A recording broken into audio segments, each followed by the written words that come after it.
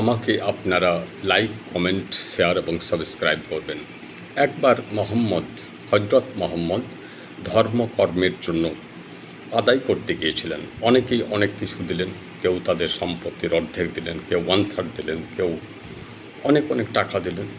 কিন্তু একজন বৃদ্ধা মহিলা কী করলেন? মাত্র 3টি খেজুর এবং একটা রুটি দিলেন মোহাম্মদকে। অন্য শিষ্যরা দেখে অবাক হয়ে গেল এবং উপহাস করতে লাগলো মহিলাকে।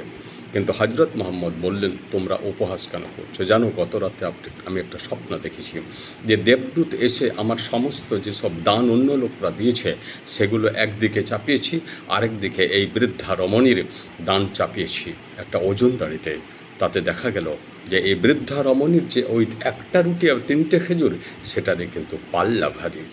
মোহাম্মদ ওনাকে সম্মানিত করলেন এবং তার দান গ্রহণ করে সেই দান তিনি আহার হিসেবে গ্রহণ করলেন। অর্থাৎ এখানে বোঝা যাচ্ছে যে আন্তরিকতাই একমাত্র দান।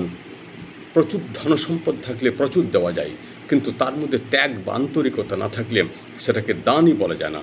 খুব গ্রেট মহৎ লোকেরা, মহাত্মা গান্ধী এই জিনিস বুঝেছিলেন, রবীন্দ্রনাথ বুঝেছিলেন এই জিনিস, চিত্তরঞ্জন দাস বুঝেছিলেন, রবীন্দ্রনাথ ঠাকুর, বিবেকানন্দ বুঝে, রামকৃষ্ণ মোহাম্মদ বুঝেছিলেন এই জিনিস।